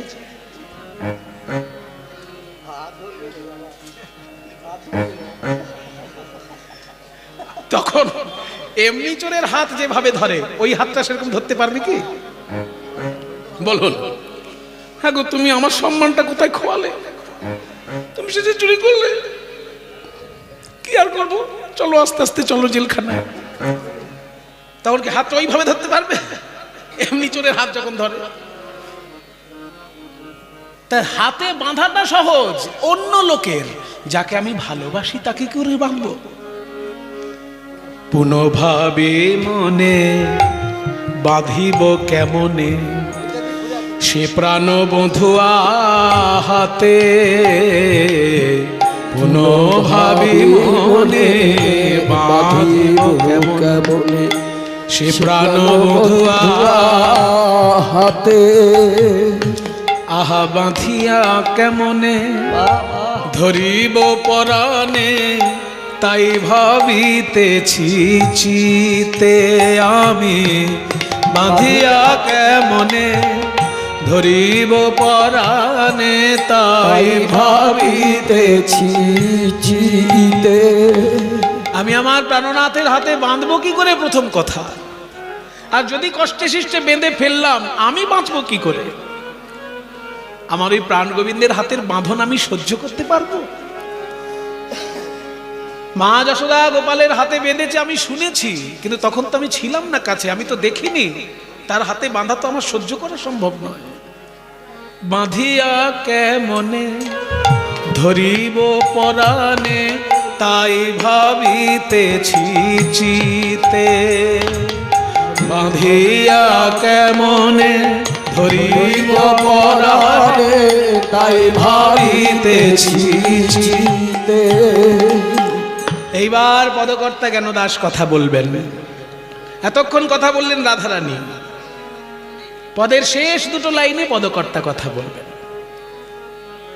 চৈতন্য মহাপ্রভুর পরবর্তীকালে যত পদকর্তা এসেছেন তাদের মধ্যে বেশিরভাগ পদকর্তাই গোপী ভাবে আবিষ্ট হয়ে পদ লিখেছেন। সেই জন্য জ্ঞানদাসও গোপী ভাবে আবিষ্ট হয়ে বলছেন, রাধে আমি তো তোমার একজন দাসী আছি, আমার মতো একজন দাসী থাকতে তুমি কেন নিজে যাবে মথুরায়? আমাকে একবার আদেশ করো, আমি গিয়ে নিয়ে আসবো তোমার কৃষ্ণকে। জ্ঞানদাসে কহে, একটু সবাই মিলে প্রণাম করবেন। নিতাই গৌর হরি বল। জ্ঞানদাসের উদ্দেশ্যে সবাই একবার প্রণাম করুন। জ্ঞানদাসে কহে বিনয় বচনে, শুনো বিনোদিনী রাধা। জ্ঞানদাস কহে বিনয় বচনে, শুনো বিনোদিনী রাধা। জ্ঞানদাস কহে বিনয় বচনে, শুনো বিনোদিনী রাধা। জ্ঞানদাস কহে বিনয় বচনে, শুনো বিনোদিনী রাধা। মথুরা নগরে যেতে মানা করি, ওই মথুরা নগরে যেতে মানা করি, বিষম কুলের বাধা। ওই মথুরা নগরে যেতে মানা করি, বিষম কুলের বাধা। তুমি হলে কুলবতী শিরোমণি, তুমি কুলবতী শিরোমণি, তুমি একা কেন যাবে ধনী? তুমি কুলবতী শিরোমণি, তুমি একা কেন যাবে ধনী? এই দাসীর দেহে প্রাণ থাকিতে তুমি কেন যাবে ধনী? দাসীর দেহে প্রাণ থাকিতে, একা কেন যাবে ধনী? দাসীর দেহে প্রাণ থাকিতে একা কেন যাবে ধনী? কুলবতী শিরোমণি, মথুরা নগরে যেতে মানা করি, বিষম সব কুলের বাধা। মথুরা নগরে যেতে মানা করি, বিষম কুলেরও বাধা। জ্ঞানদাসের কত সুন্দর পদ। এই পদ স্বয়ং স্বামী বিবেকানন্দ হিন্দি ভাষায় অনুবাদ করে করে রাজস্থানের আলোয়ারবাসী ভক্তদেরকে আনন্দ দিয়েছিলেন। আপনারা অবাক হয়ে যাবেন শুনলে। সেদিনকে শ্রোতারা যারা গান শুনছিল স্বামীজির মুখে, তারা ভাবছিল যে তিনি সাক্ষাৎ লীলা দর্শন করছেন আর বর্ণনা করছেন। এতখানি ভাবে ডুবে ডুবে গান গাইতেন স্বামী বিবেকানন্দ। যাই হোক, সেই জ্ঞানদাসের শ্রীপাঠে আপনারা সমবেত হয়েছেন। আজকে কালী ও দমন লীলা আমরা আস্বাদন করব।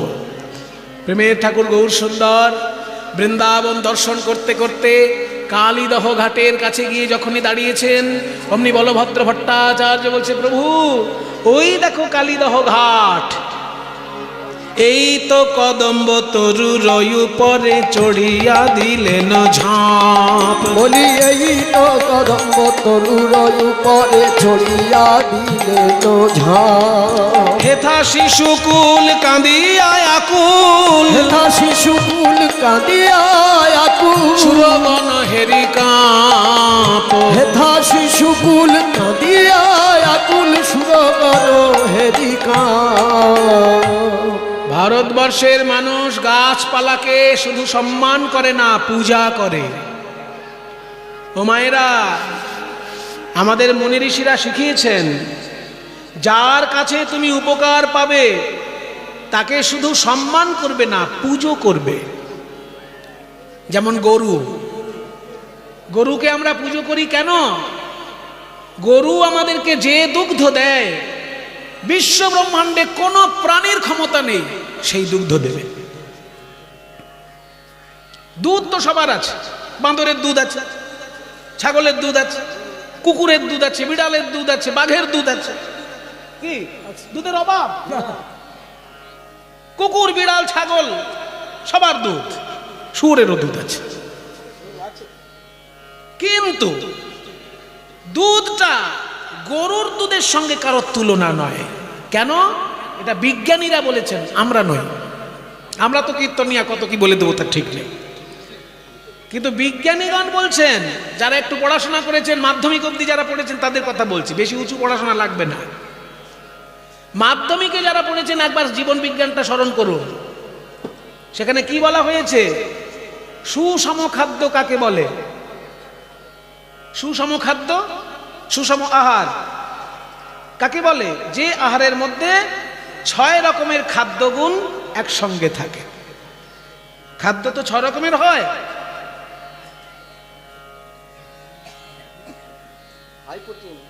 হাই প্রোটিন কি শুধু প্রোটিন? বলছে high protein, protein, vitamin, fat, carbohydrate, mineral আর ওয়াটার, এই তো 6টা। প্রোটিন, ভিটামিন আর ফ্যাট। ফ্যাট ফ্যাট মানে ফ্যাট মানে তৈলাক্ত, এই সর্ষের তেল, নারকেল তেল, ঘি সবকিছু ফ্যাট। তাহলে প্রোটিন, ভিটামিন, ফ্যাট, কার্বোহাইড্রেট, এই যে রুটি, ভাত, এগুলো সব কার্বোহাইড্রেট। তাহলে protein, vitamin, fat, carbohydrate, mineral, mineral মানে খনির মধ্যে যেগুলো পাওয়া যায়, আর ফ্যাট এই ওয়াটার, জল। এই 6 রকমের খাদ্য যদি এক রকমের খাবারে থাকে সেটাকে বলে সুষম আহার। সেটা উদাহরণ দেয়া হয়েছে জীবন বিজ্ঞানের বইতে, গোদুগ্ধ। সেখানে বলা হয়নি কুকুরের দুধ, বিড়ালের দুধ, ছাগলের দুধ, অসম্ভব। তাদের দুধে এই 6 রকমের খাদ্যগুণ একসঙ্গে থাকে না, একমাত্র গরুর দুধে উদাহরণ দেয়া হয়েছে। তাহলে যারা বলে বেড়ায় যে সমস্ত প্রাণী আর গরু একই জিনিস, তারা বোকা, তারা বিজ্ঞান পড়েনি। বিজ্ঞান ঘোষণা করেছে যে একমাত্র গরুর দুধে সুষম আহার আছে। সেই জন্য ভারতবর্ষের মুনি ঋষি শিখিয়েছে গরুকে সম্মান করতে শেখো, গরুকে পুজো করতে শেখো। এই যে তুলসী গাছ সামনে বিরাজ করছে, ছাগলটা একটু আগে এসেছিল, আমরা তাড়ালাম কেন? এই তুলসী গাছের মধ্যে এমন ক্ষমতা, 80 রকমের রোগ সারতে পারে এই তুলসী গাছের পাতা। জংলি গাছ, সারা পৃথিবীর কাছে এটা জংলি গাছ ছাড়া কিছু নয়, কিন্তু ভারতবাসীর কাছে এটা পূজনীয় গাছ। এই গাছের মধ্যে 80 রকমের ক্ষমতা আছে রোগ সারানোর, 80টা রোগ সারতে পারে এই তুলসী গাছের পাতায়। সেই জন্য আমরা শুধু সম্মান করি না, আমরা পূজা করি। উচিত প্রত্যেকটি বাড়িতে একটা করে অন্তত তুলসী গাছ যেন ঠিক থাকে। সব বাড়িতে গরু পোষা সম্ভব নয়, কারণ যে ফ্ল্যাটে থাকে সে গরু কি করে ফ্ল্যাটে ঢুকাবে? সেই জন্য গরু সব বাড়িতে পোষা সম্ভব নয়, যাদের সম্ভব তারা পুষবেন, কিন্তু তুলসী গাছ অবশ্যই যেন সব বাড়িতে থাকে। কিছু একটা বলবেন, বলুন দাদা, বলুন। শোনো প্রভু, এই সেই কদম গাছ যার উপর উঠে কৃষ্ণ ঝাঁপ দিয়েছিলেন। কৃষ্ণ গৌরসুন্দর বলছে, আচ্ছা বলভদ্র, কৃষ্ণ তো কালীয় দমন করেছে দাপর যুগে, সে তো 4500 বছর আগের কাহিনী। চৈতন্যদেবের থেকে 4500 বছর আগে, আমাদের থেকে 5000 বছর আগে কৃষ্ণলীলা, সে তো 4500 বছর আগের কাহিনী। এখনো কি করে গাছটা বেঁচে আছে? বলে প্রভু, এ গাছ 4500 বছরের থেকে অনেক আগে থেকে বেঁচে আছে, আমরা সবাই চলে যাব, এই গাছ মরবে না। কেন জানো? এই গাছটার উপর অমৃত পড়েছিল। হ্যাঁ, অমৃত কি করে পড়লো? প্রভু তুমি আবার জানো না এটা হয়? তুমি সবই জানো, কিন্তু ভক্তের কাছে জানতে তোমার ভালো লাগে, তাই না? যেমন বাচ্চা ছেলে যদি মাকে এসে বলে, ও মা, ও মা, একটা নতুন খবর আছে জানো, মাসিমা কিন্তু চাটনি খেতে খুব ভালোবাসে। এবার মার কাছে যদি বাচ্চা ছেলে বলে মাসিমা চাটনি খেতে ভালোবাসে, মা কি তখন ধমক দেবে? চুপ কর, আমি ছোটবেলা থেকে যে আমি ও চাটনি খেতে ভালোবাসি, ওর নতুন করে বলতে এসেছি। এরকম বলবে কি মা? মা তখন কিরকম বলবে? ও মা, তাই নাকি? তোমার মাসি চাটনি খেতে ভালোবাসে? ও মা, এটা তো জানতাম না, আজকে প্রথম শুনলাম। বাচ্চাটা খুশি হবে। সেই জন্য মায়ের কাছে যদি কেউ মাসির গল্প করে, তবুও মা হাসি মুখে সেটা শুনে বাচ্চাটা যাতে খুশি হয়। তা গৌর হরি, তুমি সব শাস্ত্র জানো, কিন্তু তবু আমার মুখে তুমি শুনতে চাইছো যাতে আমি বলে ধন্য হতে পারি তোমাকে। শোনো, এই কদম গাছ থেকে কি করে অমৃতে পড়লো? এই কদম গাছে অমৃত পড়লো কি করে? তাহলে আমাদের যেতে হবে একটু প্রাচীন পুরাণের কথায়, মহাভারতের কথায়। মহাভারত আদি অষ্টাদশ পুরাণের এই কাহিনী পাওয়া যায়। কশ্যপ ঋষির 13 জন স্ত্রী ছিল।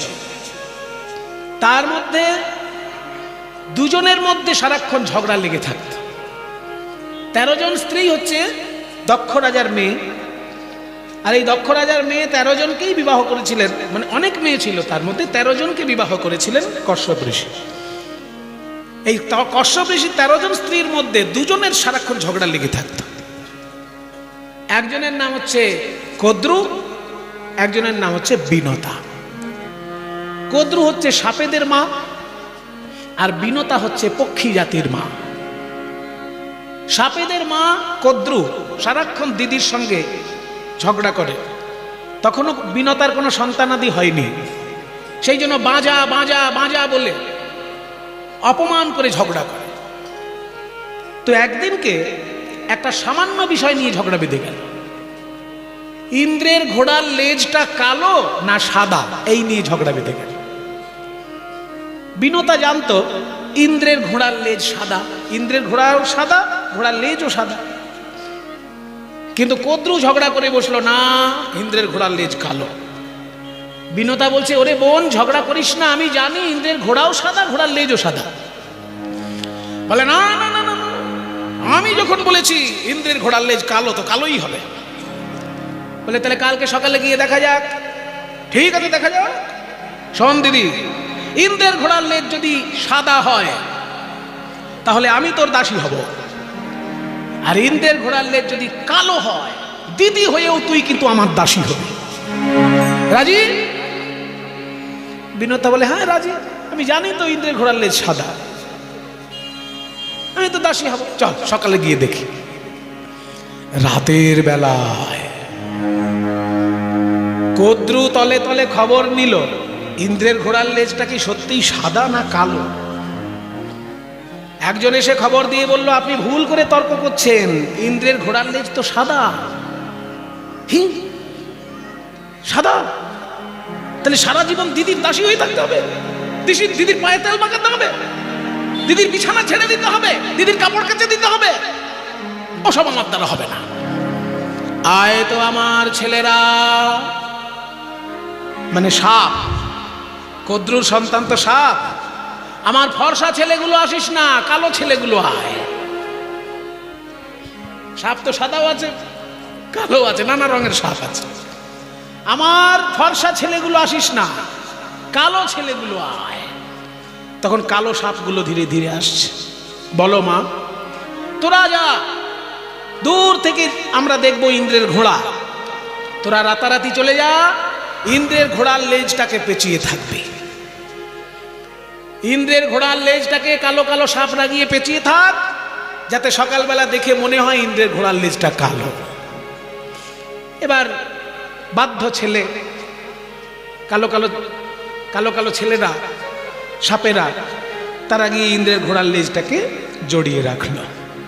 সকালবেলায় যখন বিনতার কদ্রু দেখতে গিয়েছে, অমনি কদ্রু হাসি মুখে বলছে, ওই দেখো দিদি, আমি যখন বলেছি ইন্দ্রের ঘোড়ার লেজ কালো, কালোই হবে, ওই দেখো কালো লেজ। বিনতা বলছে, আমি সারা জীবন দেখে এলাম সাদা, হঠাৎ কালো হয়ে গেল কি করে? কি হবে? কালকে কলপ করেছে বোধ হয়। তোমার কালো নিয়ে কথা, কালো কি করে হলো অত তোমার জানার কি দরকার? আমি বলেছি কালো, ইন্দ্রের ঘোড়ার লেজ কালো হয়েছে, ওই দেখো কালো। যেই না দেখিয়েছে, তাহলে তুমি আজ থেকে আমার দাসী, বলো দাসী কিনা?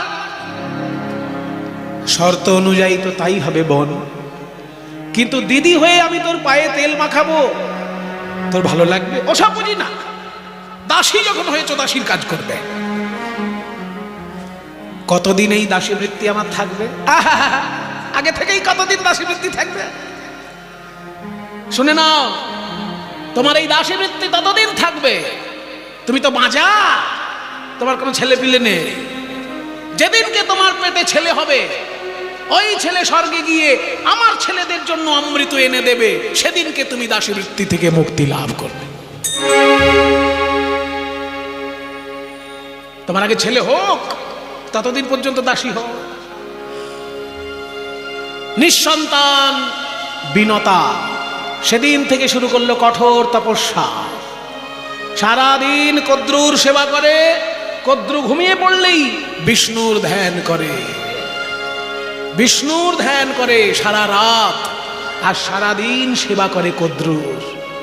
নারায়ণ নম নারায়ণ, নারায়ণ নম নারায়ণ, নারায়ণ নম নারায়ণ, নারায়ণ নম নারায়ণ, নারায়ণ নম নারায়ণ, নারায়ণ নম নারায়ণ, নারায়ণ নম নারায়ণ, শঙ্খ চক্র গদা কেয়ুরবাণ, শঙ্খ চক্র গদাকে পুরবাণ, নারায়ণ নম নারায়ণ, নম নারায়ণ নম নারায়ণ, নারায়ণ নম নারায়ণ, নারায়ণ নম নারায়ণ, নারায়ণ নম নারায়ণ, নমো ব্রহ্মণ্যদেবায়, নারায়ণ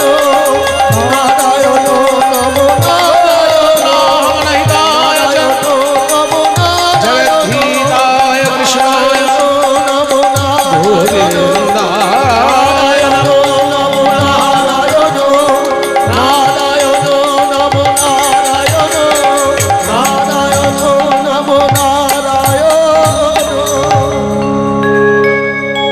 দশ 10,000 বছর ধরে তপস্যা করলেন, 10,000 বছর, সারাটা দিন কদ্রুর দাসী বৃত্তি, আর সারাটা রাত বিষ্ণুর ধ্যান। মায়েরা, মহাপুরুষ পেটে ধরা অত সহজ নয়। কঠোর তপস্যা না করলে মহাপুরুষ গর্ভে আসে না। স্বামী বিবেকানন্দ বলেছিলেন যে আর একটা বিবেকানন্দ কেউ এনে দেখাক দেখি। আমার মা শিব ঠাকুরের কাছে মাথা ঠুকে ঠুকে আমায় পেয়েছে। বেনারসে অনেক শিব মন্দির আছে, তার মধ্যে একটা শিব মন্দিরের নাম বীরেশ্বর মহাদেব, গঙ্গার ধারে। সেই বীরেশ্বর মন্দিরে স্বামী বিবেকানন্দের মা মাথা ঠুকে ঠুকে বিবেকানন্দকে পেয়েছে। তাই মহাপুরুষকে পেতে গেলে তপস্যা চাই, সততা চাই। 10,000 বছর তপস্যা করার পর নারায়ণ দর্শন দিলেন। বলো বিনতা, তুমি কি চাও? বিনতা করো জোরে বলছে, হে প্রভু, আপনি দয়া করে আমাকে এমন সন্তান দান করুন যেন সে আপনার সেবা করতে পারে। দেখলেন মায়েরা কি চাইল?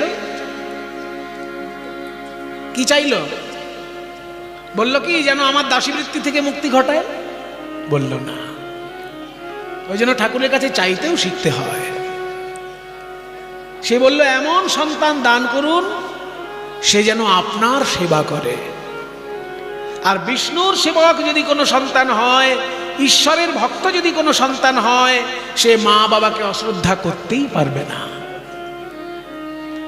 মা বাবাকে অসম্মান করতেই পারবে না।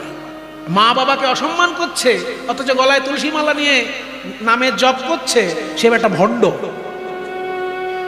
সে মোটেই ভক্ত নয়।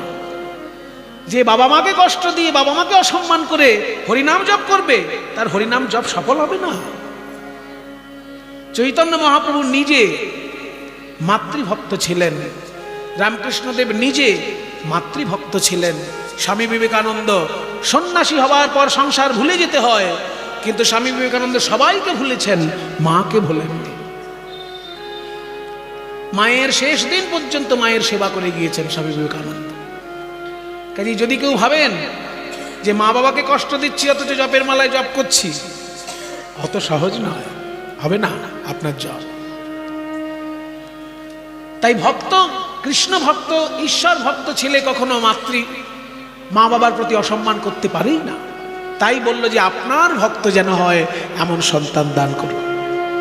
বিষ্ণু বললেন, ঠিক আছে বিনতা, এমন সন্তান তুমি পেটে ধরবে, ইতিহাসে তোমার নাম লেখা থাকবে। বিষ্ণুর আশীর্বাদে বিনতা হলো গর্ভবতী, আর সেই গর্ভ প্রসব করে 2টি অণ্ড প্রসবিত হলো। 2টি অণ্ড, ডিম, 2টো ডিম প্রসব হলো। 500 বছর পার হয়ে গেল, ডিম একটাও ফুটছে না। দাসীবৃত্তি করেই চলেছে মা। একদিনকে মনের দুঃখে বিনতা মনে মনে ভাবলো, আমার কি এই ডিমগুলো প্রসব করার পর এর থেকে সন্তান বেরোবে না? এগুলো কি খারাপ হয়ে গেল নাকি? এই ভেবে যখনই একটা ডিম তুলে নিয়ে পাথরে আছাড় দিয়েছে,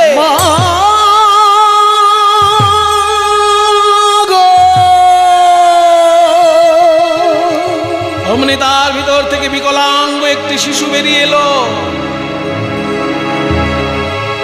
অর্ধেকটা মানুষ, অর্ধেকটা পাখি, কিন্তু পূর্ণ এখনো বাইরে আসার মতো তার শরীরটা হয়নি। অর্ধেক সম্পূর্ণ শরীর নিয়ে একটি ছেলে বিকলাঙ্গ হয়ে বেরিয়ে এলো। বলল, মা, তুমি অসময়ে আমার জন্ম ঘটিয়ে দিলে মা, পূর্ণ শক্তি নিয়ে আমি জন্মাতে পারলাম না,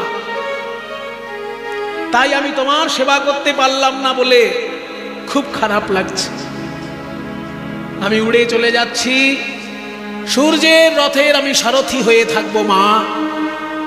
আমি যেহেতু বিকলাঙ্গ, একটা জায়গায় বসে বসে আমায় সেবা করতে হবে, তাই আমি সূর্যের রথের সারথি হওয়ার জন্য উড়ে চললাম। কিন্তু আর একটা যে ডিম আছে, ওই অণ্ড যেন তুমি চূর্ণ করো না, কারণ ওর ভিতরে আমার ভাই আসছে। আমার নাম হলো অরুণ, আমি সূর্যের সারথি হব, আর ওই দ্বিতীয় অণ্ড থেকে যে বেরিয়ে আসবে সে হবে আমার ভাই ভক্ত চূড়ামণি গরুড় মহারাজ। ওই গরুড় যখন জন্ম নেবে, তুমি কিন্তু তাকে যেন আগে থেকে কোনো কষ্ট দিও না,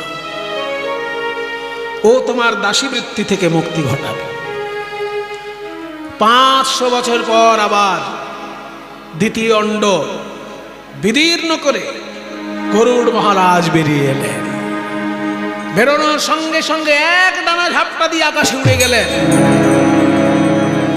সূর্যকে ঘিরে ধরলেন, বলো সূর্য, আমায় অমৃত দেবে কিনা, বলো অমৃত কোথায়? সূর্য বলছে, শোনো গরুড়, অমৃতের সন্ধান আমার কাছে পাওয়া যাবে না, স্বর্গে চলে যাও, ইন্দ্রের দায়িত্বে থাকে অমৃত, অমৃত পেতে গেলে স্বর্গে যাও। গরুড় চলল স্বর্গের উদ্দেশ্যে। নারায়ণ নম নারায়ণ, নারায়ণ নম নারায়ণ, শঙ্খ চক্র গদা কেয়ুরবাণ, নারায়ণ নম নারায়ণ, শঙ্খ চক্র গদা কেয়ুরবাণ, নারায়ণ নম নারায়ণ, নারায়ণ নম নারায়ণ, নম নারায়ণ, নম নারায়ণ, নম নারায়ণ, নম নারায়ণ। স্বর্গে গিয়ে গরুড় ইন্দ্রের সঙ্গে দেখা করে বলছে, দাদা ইন্দ্র, আমি হচ্ছি বিনতানন্দন গরুড়, কশ্যপ ঋষির পুত্র বিনতানন্দন গরুড় আমি।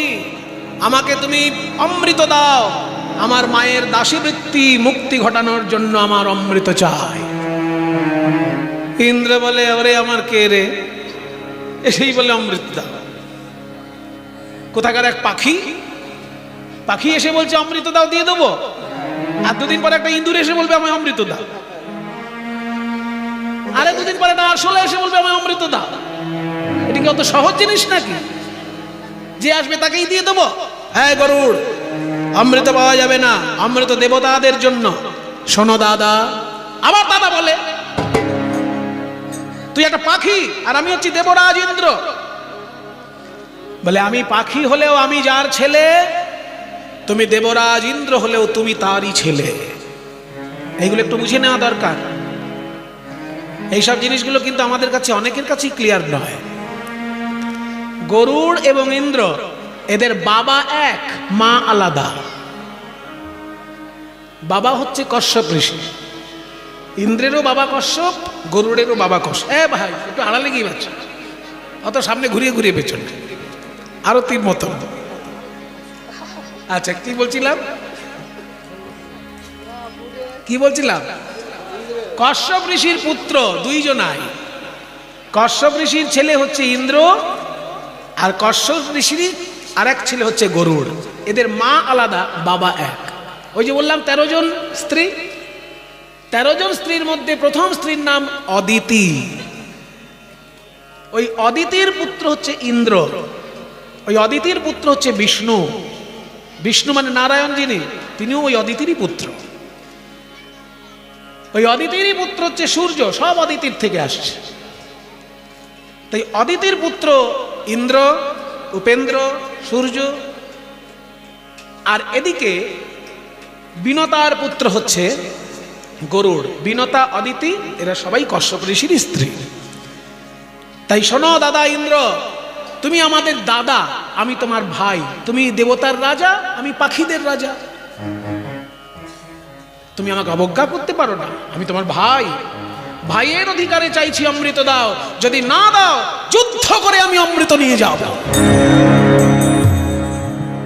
যখনই এই কথা বলেছে যুদ্ধ করে অমৃত নিয়ে যাব, অমনি ইন্দ্র ক্রোধান্বিত হয়ে বলে, তাই হোক, দেখি পাখির কতখানি জান আছে, যুদ্ধ হোক, তবে যুদ্ধ।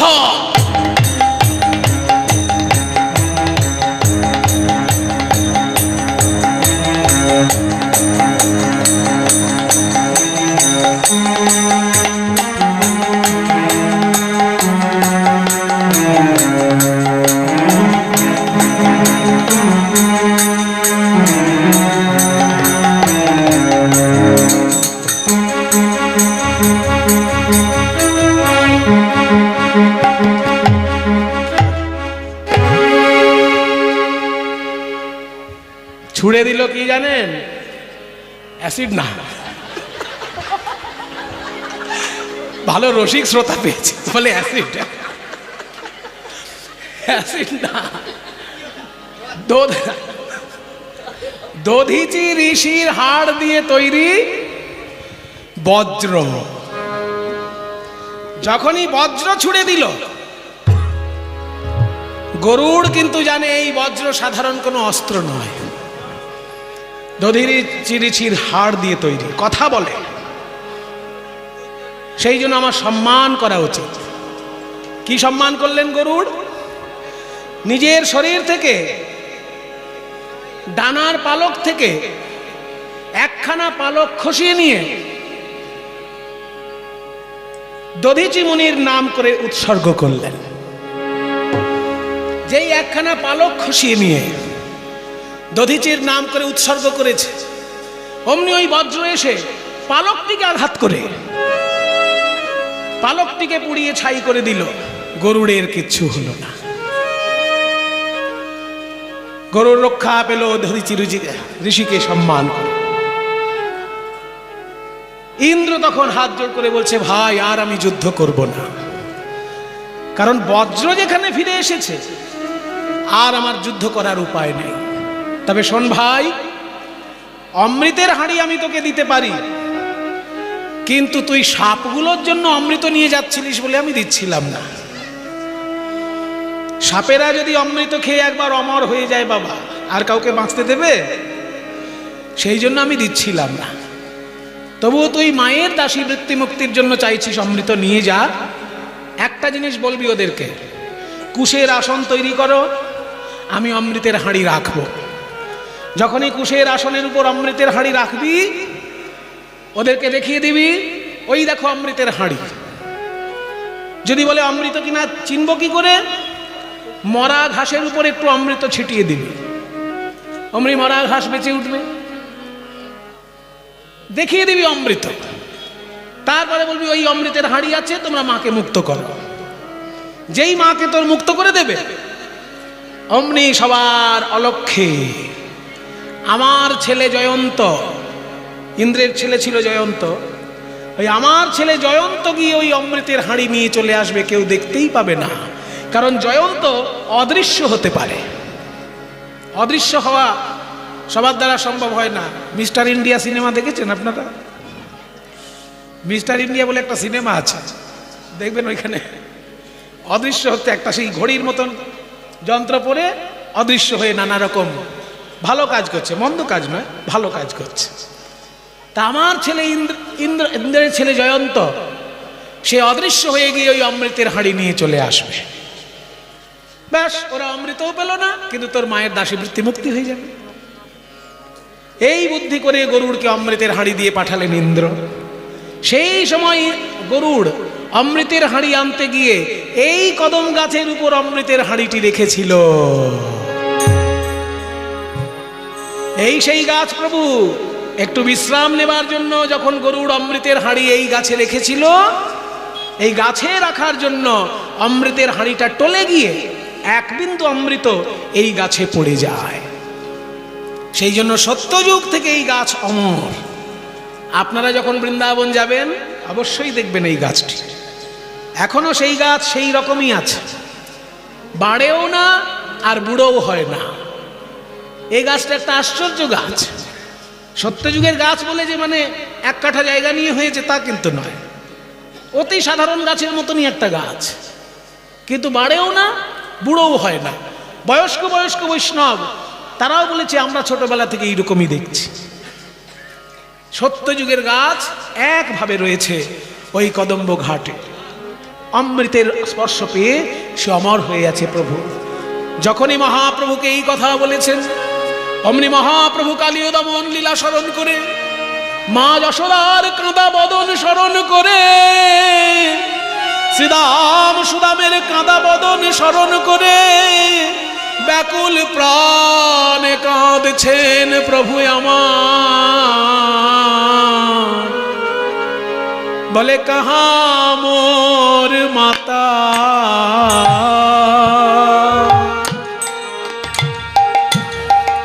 শ্রীদাম আদি সখা, কাহা মোর গোপী গো।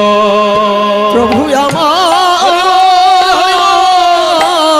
বলে কাহা মোর মাতা, শ্রীরামাদি সখা, কাহা মোর গোপী গো। এত বলি কাঁদে থির নাহি বাঁধে, প্রভুর নয়ন ধারার বিরাম না,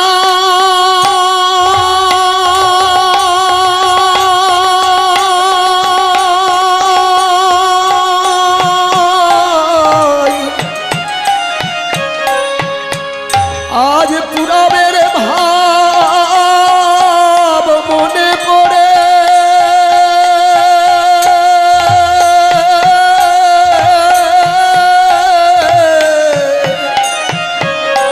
মহাভাব নিধি প্রভুরা এত ইহলি কাদে ফির নাহি বাঁধে, মাধব আকুল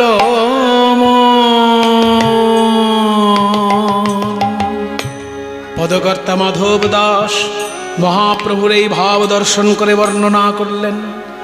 ওই বলভদ্র ভট্টাচার্যের মুখে কালীয় দমন লীলার প্রসঙ্গ শুনতে শুনতে মহাপ্রভু বৃন্দাবনের কালীয় লীলা রসে আস্বাদনে ডুবে গেলেন। নিজেকে কৃষ্ণ মনে করে মা যশোদার নাম লয়ে, শ্রীদাম সুধামের নাম লয়ে প্রভু আমার নয়ন ধারায় ভাসছে, তাই মাধব আকুল মন রে।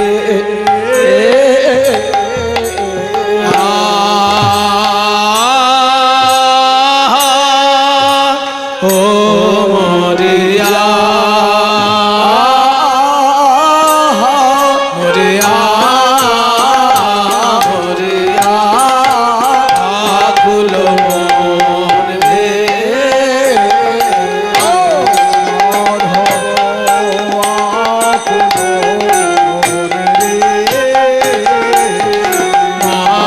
মাধব আকুল মন রে।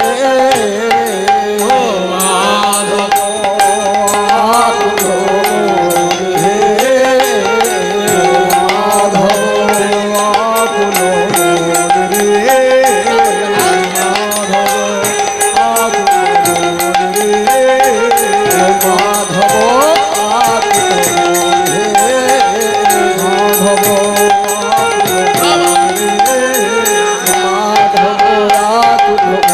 নিতাই গৌর হরি বল, হরি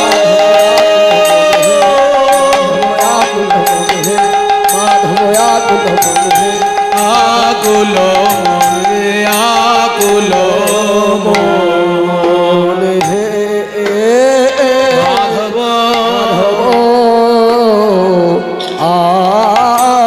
জয় নিতাই। এত বড় কীর্তন অনুষ্ঠান আপনাদের সকলের সহযোগিতার উপর নির্ভরশীল। খুব ভালো লাগছে, আপনারা সবাই এত ভালোবাসেন অনুষ্ঠানটিকে।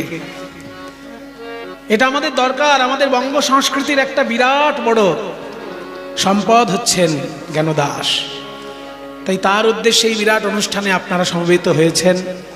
ঘরে ঘরে জ্ঞানদাসের পদাবলীর চর্চা হোক, বৈষ্ণব সাহিত্যের চর্চা হোক, সব থেকে বড় কথা মানবতার চর্চা হোক। এখন সারা পৃথিবী অশান্তিতে ডুবে আছে। একদিকে অস্ট্রেলিয়ায় ভয়ঙ্কর দাবানলে 100 কোটি প্রাণী মারা গেছে। কি দুঃখের সংবাদ চিন্তা করুন। ক্যাঙ্গারু, যে ক্যাঙ্গারু দেখলে এত আনন্দ পাওয়া যায়, লাফিয়ে লাফিয়ে চলে, হাজার হাজার ক্যাঙ্গারু মারা গেছে। আবার ওই দেশে জল সংকট এমন জায়গায় গিয়ে দাঁড়িয়েছে, উটেরা বেশি জল খেয়ে ফেলছে বলে অস্ট্রেলিয়ার সরকার 10,000 উটকে গুলি করে মেরেছে। কি ভয়ঙ্কর দিন আমাদের পৃথিবীতে নেমে আসছে এই মানুষের জন্য। আমরা নিজের স্বার্থের জন্য অন্যের স্বার্থ চিন্তা করছি না। সেই জন্য আমাদের মানবতার চর্চা দরকার, পদাবলী সাহিত্যের চর্চা দরকার, রবীন্দ্রনাথের চর্চা দরকার।